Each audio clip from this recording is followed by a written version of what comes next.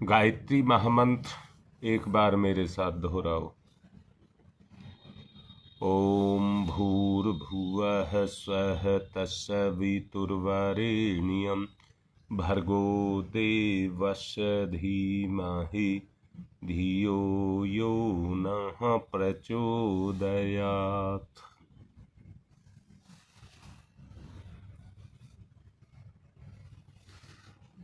बहुत कुछ सोचने समझने के बाद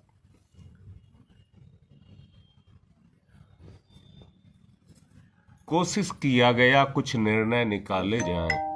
इधर को देख लो। कल शकुंतला से मेरी बात हुई थी।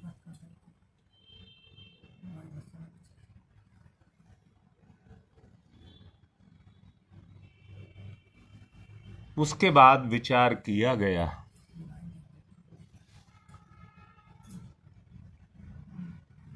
और विचार ये आया, ऊर्जा, पदार्थ और प्रकाश, ऊर्जा, पदार्थ और प्रकाश,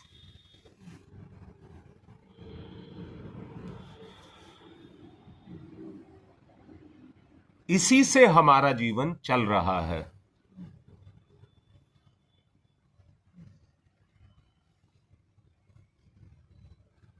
दोबारा समझना,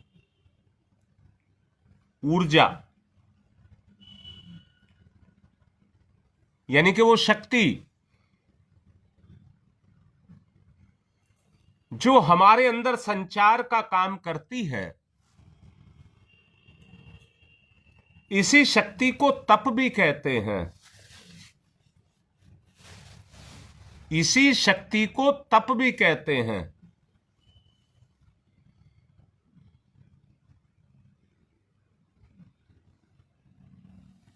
आदमी भोजन करता है,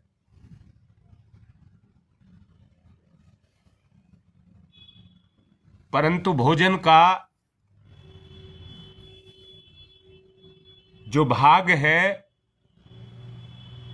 वो हमारे पाचन तंत्र के अंदर जाता है।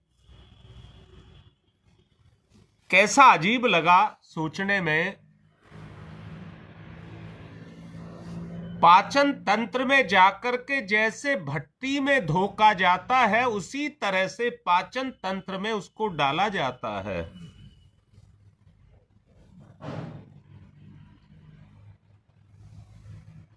पाचन तंत्र, उसमें से ऊर्जा, रस के रूप में ऊर्जा, रस में समाई हुई ऊर्जा उसको प्राप्त करता है।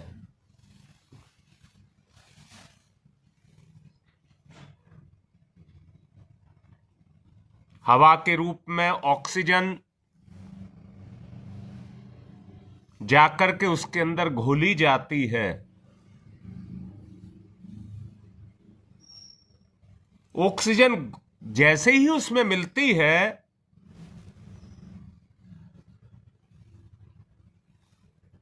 शरीर के लिए शक्ति का प्रादुर्भाव उसमें से होता है, जो हमारे खून में मिलता जाता है।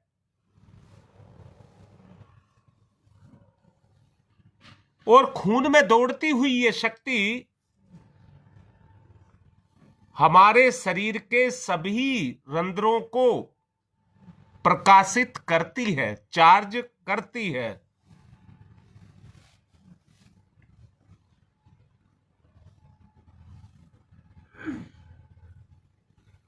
जिससे हमें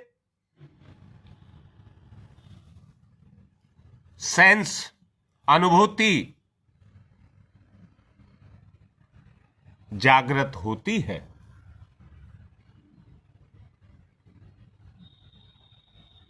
और सारे शरीर को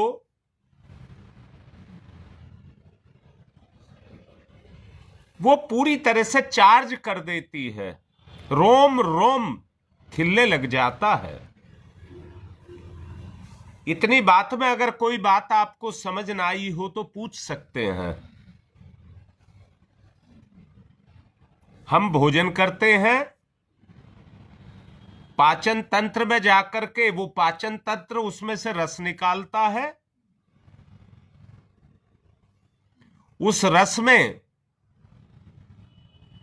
ऑक्सीजन जाकर के प्राणवायु के रूप में उसमें जाकर के मिलती है, वो दहन का काम करती है और वो रस शक्ति से ओतप्रोत हो जाता है, जो हमारे खून में मिलकर के सारे शरीर में दौड़ता है और शरीर के जितने भी रोम्स हैं, कण, सेल्स हैं, उन सबको चार्ज करता है। वो चार्ज होते हैं तो प्रकाश से भर जाते हैं, ज्ञान से भर जाते हैं, सेंस पैदा या अनुभूति पैदा हो जाती है। सेंस का एक नाम दिमाग भी है। सेंस का जो संबंध है वो दिमाग से भी है।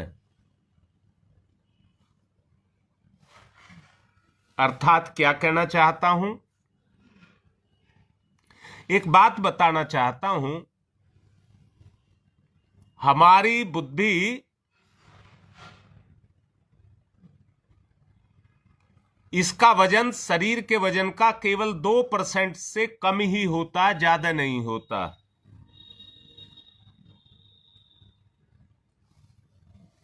मान लीजिए आपके शरीर का वजन 100 किलो है, तो आपके दिमाग का वजन 2 किलो से ज्यादा नहीं, कम ही होगा। इसके विपरीत सुनना, जितना आपको ज्ञान है या कहिए जितनी ऊर्जा आपके अंदर पैदा हुई, भोजन के द्वारा पैदा हुई, उसका 20% सामान्य रूप से हमारा मस्तिष्क ले लेता है, मस्तिष्क को चलाने के काम आती है। 20% कम से कम।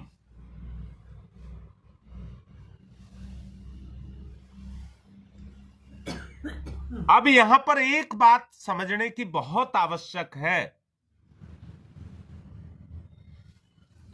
अगर आप कलेश करते हैं, अगर आप लोभी हैं, अगर आप भोग विलासों से ग्रसित हैं,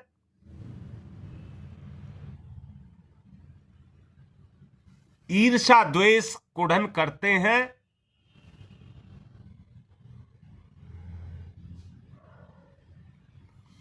तो जो शक्ति आपके पास है 20% तो केवल सामान्य रूप से आपके शरीर को चलाने के लिए चाहिए। अगर ये दोष दुर्गुण आपके अंदर आ गए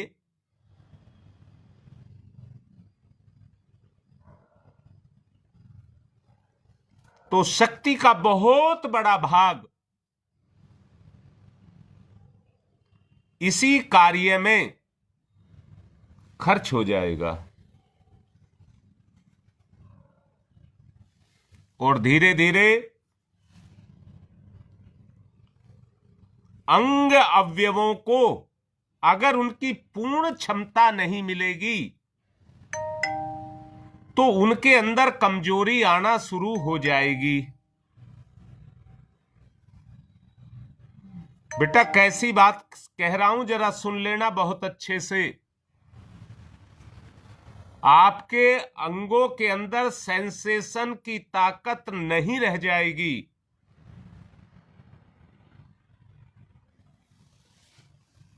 दूसरा एक तथ्य और बताना चाहता हूं, ऊर्जा और प्रकाश ये तो आपके अपने अपने काम आया। दोबारा समझिए, ऊर्जा वो ताकत है जिससे आप वजन को उठाते हैं, प्रकाश वो ताकत है जिससे ज्ञान आपको मिलता है। परंतु बीच में एक पदार्थ नाम का और रह गया, उससे संसार के साधनों का निर्माण, साधन मतलब शरीरों का निर्माण, इस शरीर का निर्माण उस पदार्थ से होता है, वो इसके अंदर जाकर के लगता रहता है।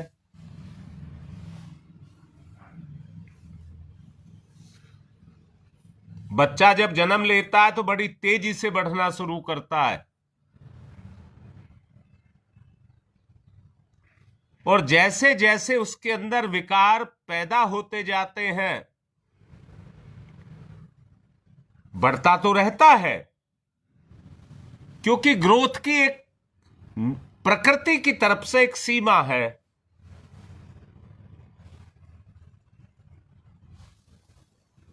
मैं एक बात यहां पर उदाहरण के रूप में देना चाहूंगा।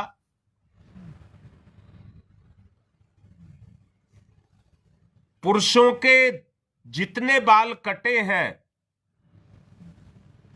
अगर वो काटे नहीं गई होते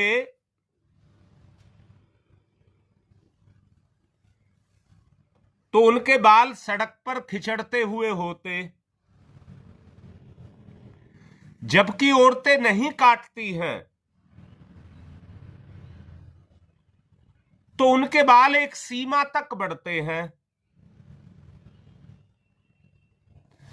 प्रकृति उस सीमा तक अपनी शक्ति को देती रहती है।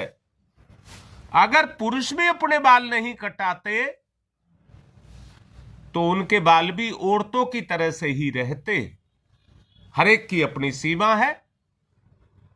कुछ के बाल लंबे हो जाते हैं और कुछ के बाद छोटे रह जाते हैं।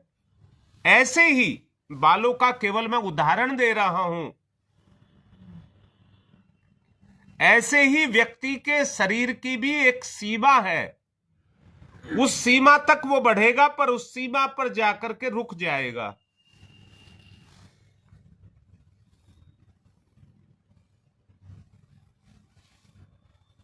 जी बेटा, योगेश ठीक लिख रहे हैं। अब मैं आपसे यह कह रहा हूं, व्यक्ति की कितनी शक्ति केवल उसकी अभिव्यक्ति में चली जाती है। नहीं बेटा, ऊर्जा से शरीर का निर्माण नहीं होता। ना ही प्रकाश से निर्माण होता है। ऊर्जा से जो सांसारिक कार्य आप करते हैं, दोबारा समझना, तुम खाना बनाती हो, ज्ञान तुम्हारे पास है। अगर शरीर इतना निर्बल हो जाए कि तुमसे ना बने तो वो ऊर्जा है। परंतु प्रकाश तुम्हारे गुणों को जागृत करने का माध्यम है। तुम्हारे गुणों को जागृत करने का माध्यम है। अब 3 चीज बताई।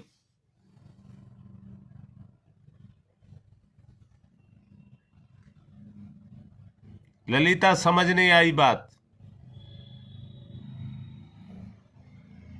दोबारा लिखिए।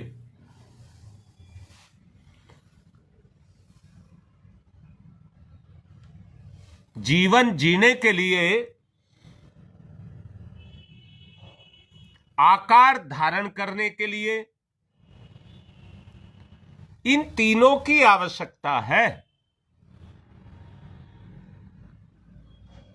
यहां पर मैं एक बात कहना चाहूंगा।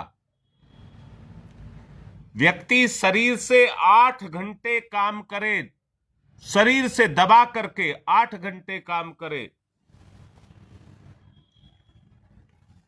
और मन से 1 घंटे काम करे, विचार से, तो जितनी ऊर्जा 8 घंटे काम करने में खर्च होती है, उतनी ऊर्जा विचार में 1 घंटे में खर्च हो जाती है। विचार से 1 घंटे में खर्च हो जाती है।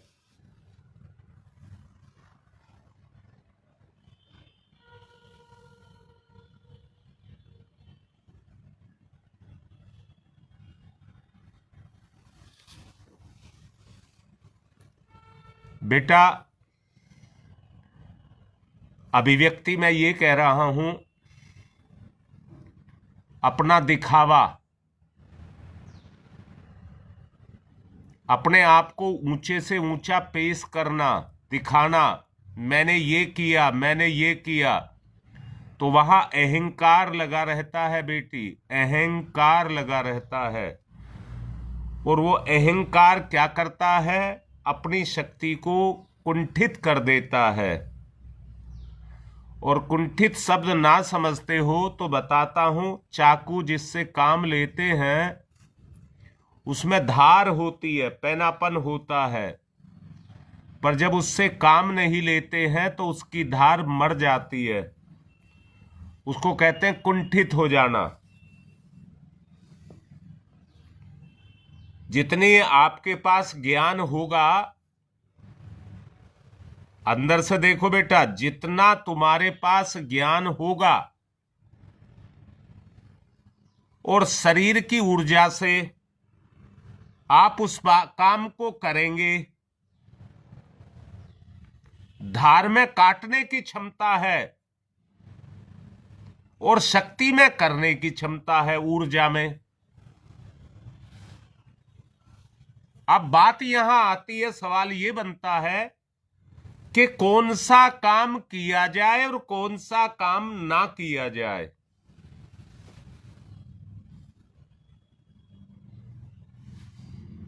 पहले बात करते हैं प्रकाश की। अभी तुम ही मुझे तोल करके बताओ बेटा, एक आदमी लोभ, मोह, काम, क्रोध, वासना, तृष्णा, अहंकार, इन सब से ग्रसित है,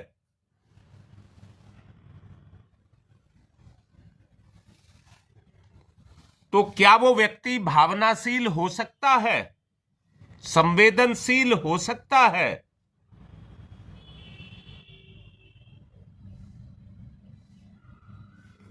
बोलो बेटा, बोलो। संवेदना ही लगाव है, प्रेम है। संवेदना से ही अपनापन है, रिश्ता है।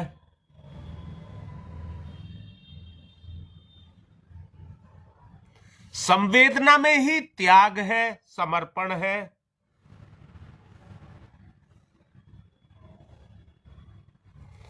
अब तुमने कहा नहीं होगी, तो शकुंतला बताओ वो ऊर्जा कहां गई?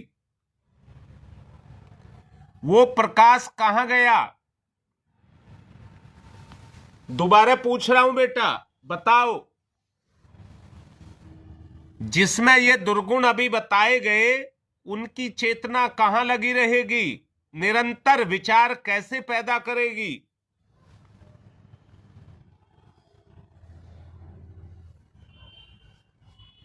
जो लोभी है, कामी है, भोगी है, वासना से ग्रसित है, उसकी बुद्धि कहां काम करेगी? उसमें विचार कैसे पैदा होंगे?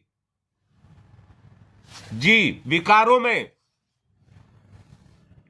क्लियर हो गया, साफ, विकारों में होंगे।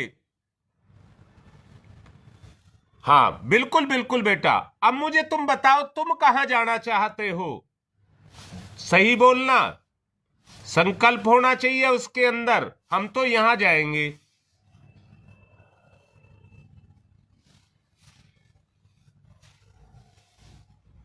बोलो बेटा, लिखो। विकार माने नरक,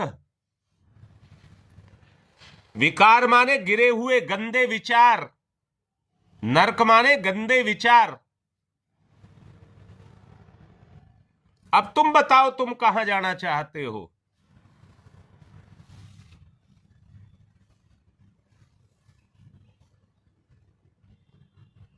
और बेटा, यह भी साफ बात है कर्मों से कोई नहीं बचेगा, कोई नहीं बचेगा। अच्छा, सद्विचारों में जाना चाहते हो, बात ठीक हो गई। मुझे पता था आप यही लिखेंगे, पर क्या आपके लिखने से आप पहुंच गए?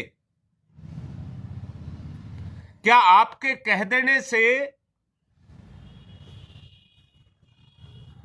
हाँ तो सविता बता, छूट गए ये क्या विकार तुम्हारे कहने से छूट गए क्या?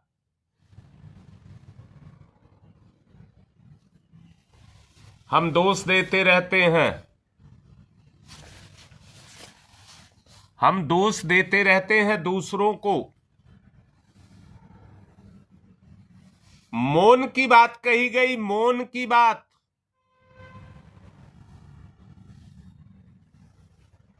अच्छे विचारों की तरफ। अब बेटा मुझे बताओ, लाडले बेटा पवन, मैं यहां एक बात कह रहा हूं, जीवन अपनी जगह है और व्यापार अपनी जगह है। व्यापार को भी तो ईमानदारी से चलाना पड़ेगा। बेटा पवन, तेरे लिए ही कह रहा हूं बेटा, व्यापार को भी तो ईमानदारी से चलाना पड़ेगा। पर ईमानदारी से मतलब व्यापार का उद्देश्य है पैसा कमाना, व्यापार करना, पैसा कमाना, पूंजी इकट्ठी करना। तो यहां मेरे कहने का मतलब यह नहीं है कि व्यापार के नियम को भंग कर दें। तुम अकेले व्यापार नहीं कर रहे हो, तुम्हारे ही अपने काम को करने वाले बहुत सारे हैं। उसका एक तरीका है, उसका एक सिद्धांत है।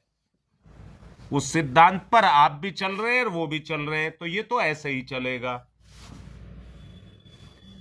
तो यहां ये मत कहना कि आप लोभी हो गए। बेटा मैं तेरा उदाहरण कह करके कह रहा हूं, अगर व्यापार कर रहे हैं तो धन के लिए कर रहे हैं, पर उसको अपने से ना लगाएं। अपने से लगाने का मतलब है अभी इतने जोड़ लिए, अभी इतने कमाने हैं, इतने जोड़ लिए, अभी इतने कमाने हैं, नहीं। जीवन को, परिवार को, समाज को, सबकी जिम्मेदारी को पूरा करना है। पवन मेरी बात समझ आई बेटा? नहीं तो संसार का व्यापार ही बंद हो जाएगा। अगर ये कहे कि आदमी को लोभ नहीं करना चाहिए,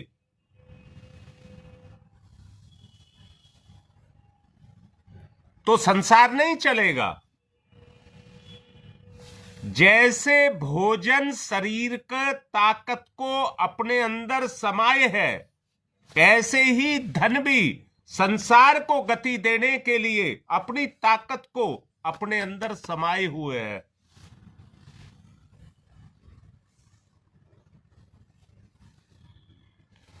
अब मैंने मौन की बात कही है।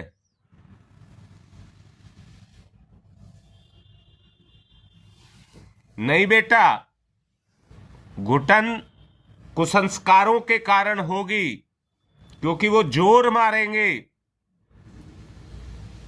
यहां बेटी एक बात समझ लेना सविता। अच्छा सब बताओ मुझे, दोषी इंद्रियां हैं या मन?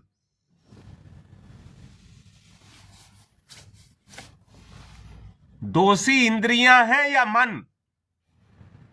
जल्दी बताओ, फिर मैं बताऊंगा।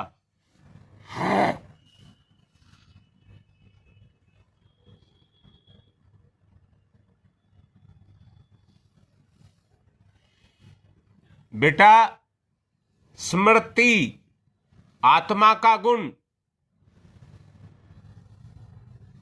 स्मृति माने आत्मा का गुण।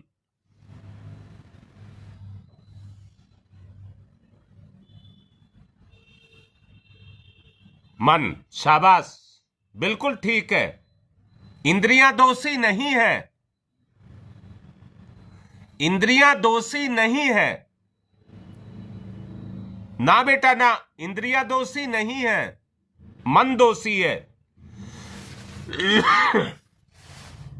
क्योंकि इंद्रियों में समाने की क्षमता नहीं है, भोग की क्षमता है, वो भी मन के प्रेरित करने से, मन के प्रेरित करने से।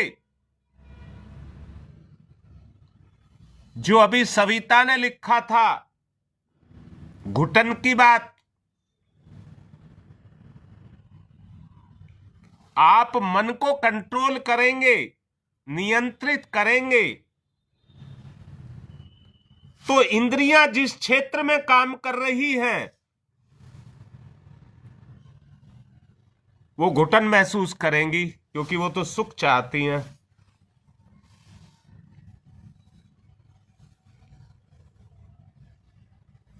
हाँ बेटा, वो कैसे? मन अपनी स्मृति इंद्रियों में डालता है कर्म के लिए। बेटी, बड़ी अच्छी बात बताने जा रहा हूं। ज्ञान प्रकाश वो जाकर के इंद्रियों पर डालता है और साथ में अपना प्रभाव भी डालता है। मन अपना प्रभाव भी डालता है। और मैंने ही बोला था बेटा, दर्पण की बात आपसे करी थी।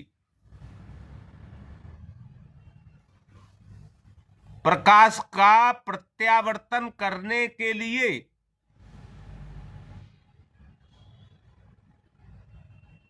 शीशा रख देते हैं। वही कार्य मन करता है, इंद्रियों में उस प्रकाश को पैदा करता है, ज्ञान को पैदा करता है।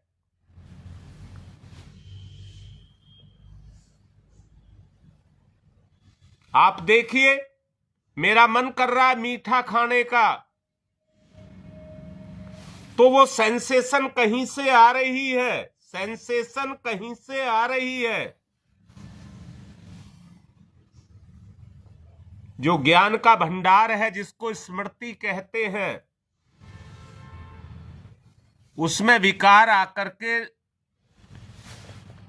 पानी में जैसे गंदगी घुल जाती है, ऐसे ही वो आकर के स्मृति में घुल गए।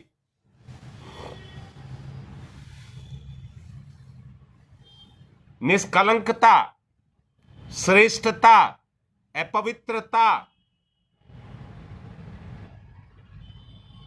अगर इनसे हमको बाहर निकालना है, श्रेष्ठ बनाना है, निष्कलंक बनाना है, परिष्कृत करना है, तो वो जो गंदगी भरी है उसको हटाना पड़ेगा।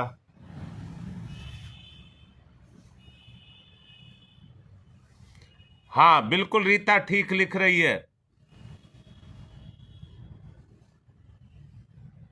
अब बोलो, बात कितनी समझ आ रही है आपको? यहां मैं ये कहूंगा कि आप काम कुछ करते रहते हैं शरीर से। बेटा, बहुत अच्छे से देख लेना, हमारे काम क्यों नहीं बनते,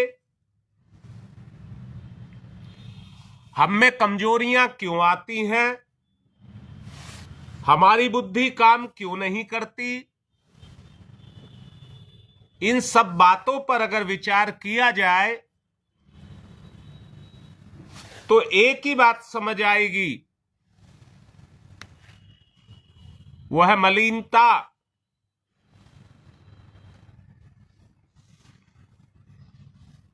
जहां पर प्रकाश नहीं है हमारे अंदर, तो वो तेज कहां से आएगा?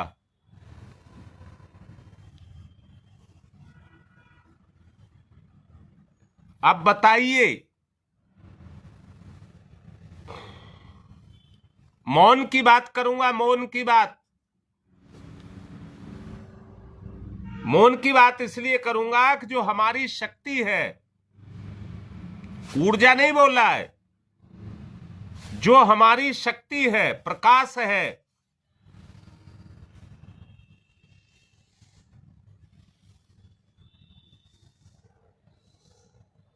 यही बताने लग रहा हूं दीपा।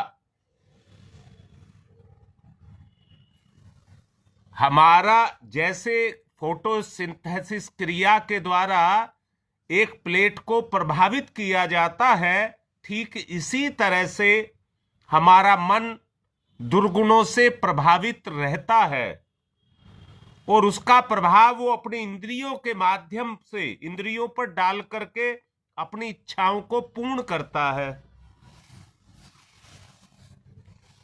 अगर मौन, मौन माने चुप रहना नहीं, मुंह बंद करना नहीं, विचार नहीं पैदा करना, अपने अंदर विचार को रोक देना। दोबारा से सुनिए, दूसरा तरीका बता रहा हूं। पानी का स्वभाव है बहना, पानी का स्वभाव है बहना, ऊपर की तरफ नहीं, नीचे की तरफ। ऐसा ही स्वभाव विचारों के माध्यम से हमारा भी हो जाता है।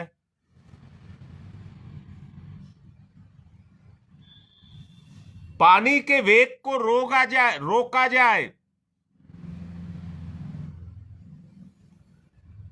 तो उस रुकावट के कारण वो ऊंचा उठता है। ऊंचे उठे हुए पानी से बिजली भी बनाई जा सकती है और नहरों में ले जाकर के खेती भी की जा सकती है।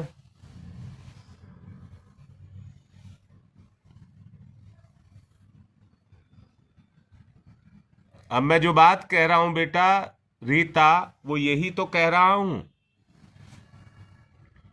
वो तो उसका गुण हो गया, ये उसका स्वाभाविक गुण नहीं है। मन को भी आप दोषी नहीं कह सकते, मन आपका है, आपने अपने मन को जहां लगाया वहां वो काम कर रहा है। अब हमें ऐसा कुछ करना पड़ेगा कि अपने मन के सामने रुकावट पैदा करनी पड़ेगी, और इसी को कहते हैं अनुष्ठान।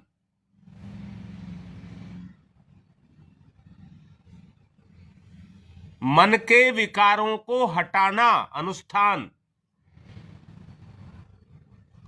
अब ये कह दिया जाए मन हमारे काबू में नहीं है, रुकता नहीं है, तो काम नहीं चलेगा, यहां कुछ नहीं चलेगा, यहां केवल सत्य ही चलेगा।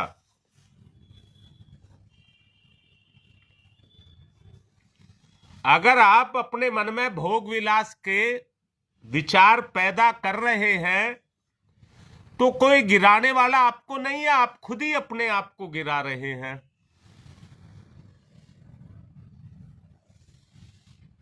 और आप कमजोर हो जाएंगे, इतने कमजोर हो जाएंगे योनि का परिवर्तन हो जाएगा।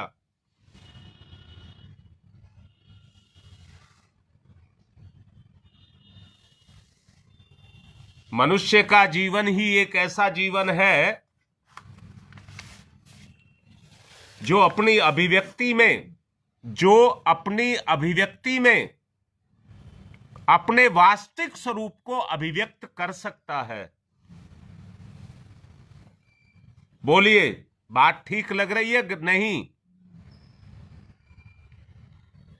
मनुष्य ही एक ऐसा जीव है परमात्मा का जो अपनी अभिव्यक्ति में परमात्मा को भी अभिव्यक्त कर सकता है। बोलो बेटा, जवाब दो जल्दी से। आपका जवाब यदि हां है, कर सकता है।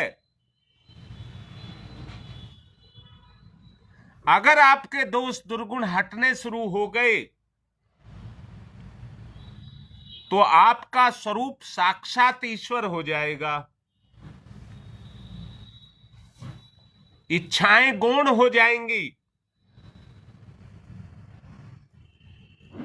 स्वरूप निखरता जाएगा। कोई नहीं बदल सकता, आप ही बदल सकते हैं। ना किसी को आप दोष देंगे, देते रहिए, कोई फर्क नहीं पड़ेगा। आप दूसरों को दोष दीजिए, कितने ही दोष दीजिए, उससे कोई फर्क पड़ने वाला नहीं है, क्योंकि अपने जिम्मेदार आप स्वयं हैं।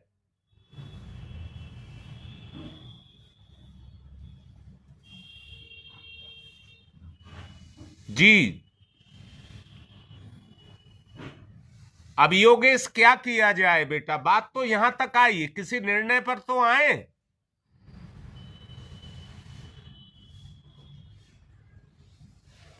शकुंतला उस स्वरूप को देखिए, तुम्हें कहां बैठाया गया है। और एक बात साफ साफ सुन लीजिए, पहली क्लास से बच्चा पढ़ना शुरू करता है और सारी जिंदगी पढ़े, पर पहली क्लास को नहीं जुटला सकता। बोलिए, ABCD FNR आप्याम से पढ़ना शुरू करता है, आप कितने ऊंचे स्तर पर पढ़ लीजिए, क्या वहां वो काम नहीं आते हैं।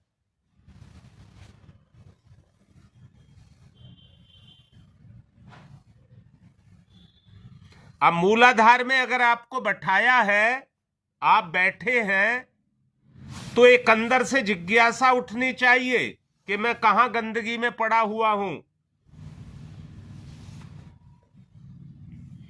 जब तक तुम्हें एहसास नहीं होगा, तब तक परिवर्तन नहीं आएगा। जब तक गंदगी से घृणा नहीं होगी, विचार में गंदगी से घृणा नहीं होगी,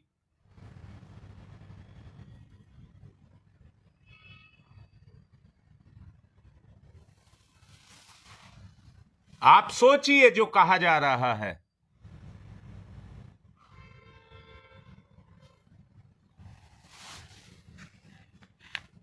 बहुत जरूरी है अपने विचारों का शोधन करना।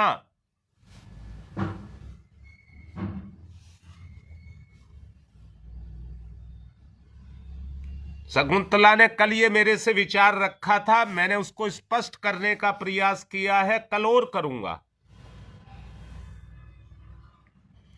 जब तक हमारी गति नहीं होगी, मूलाधार से ऊपर चलने की गति नहीं होगी, आप कैसे अगले चक्र पर पहुंच जाएंगे। पढ़े तो पहले पे ही है, ऐसे तो हम शीर्ष यहां तक पहुंच जाएं, ब्रह्मरंध्र तक, ये सिर्फ कहानी बनकर के रह जाएगी और कुछ नहीं होगा।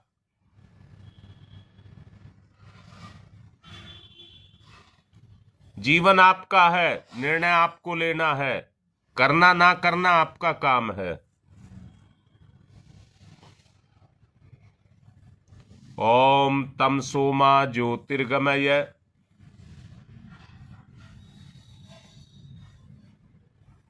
तम सोमा ज्योतिर्गमय,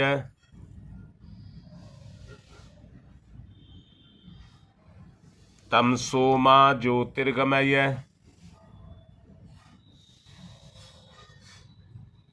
असतो मा सद्गमय,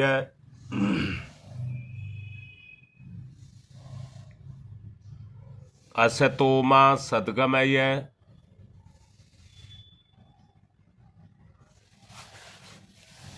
असतो मा सद्गमय, मृत्योर्मामृतं गमय,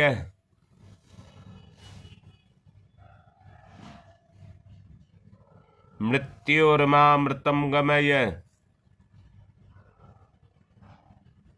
मृत्योर्मामृतं गमय, तम सोमा तम सोमा तम सोमा ज्योतिर्गमय ज्योतिर्गमय ज्योतिर्गमय, अस्तोमा अस्तोमा अस्तोमा सद्गमय सद्गमय सद्गमय, मृत्योर्मा मृत्योर्मा मृत्योर्मा अमृतम गमय अमृतम गमय अमृतम गमय।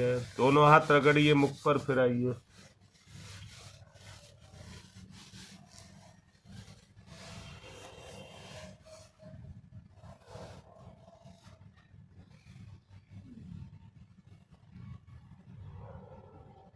हाँ बेटा, सही बात लिख रही है ललिता। गंदगी को तो निकालते हैं परंतु उसका बीज नहीं निकलता, वो फिर से उग जाता है, फिर से उग जाता है, वो प्रभावित करता है, वो उगे ना, इसी को मौन कहते हैं, इसी को मौन कहते हैं। जी योगेश, दुष्प्रवृत्तियों से छुटकारा, पवित्रता,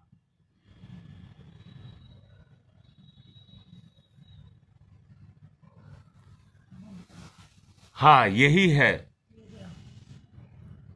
यही है।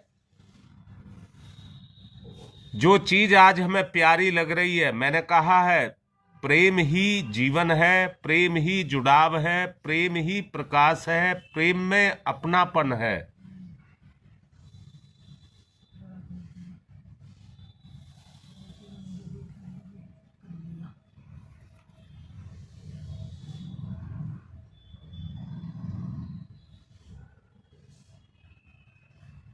बबली,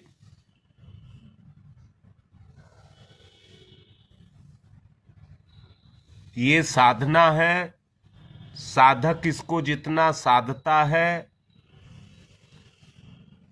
ईमानदारी से साधता है, जो अनुष्ठान के नियम बताए गए हैं वो उतना ही प्रभावित होता है और उतना ही उसका विकार जल जाता है।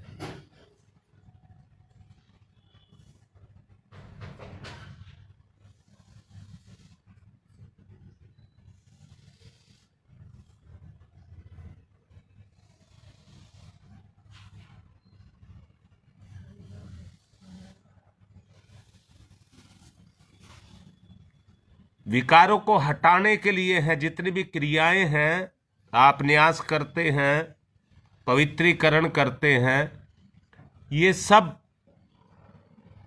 अपनी साधना में उन विचारों को पैदा करने के लिए करते हैं।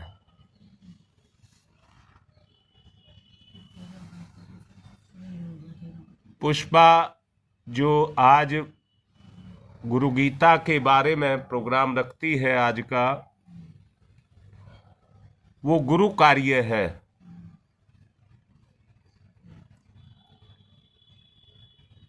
गुरुदेव करवा रहे हैं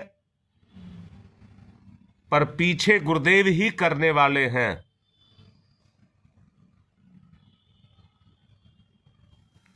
इसलिए सबसे कहूंगा कि ज्यादा से ज्यादा उसमें पहुंचें,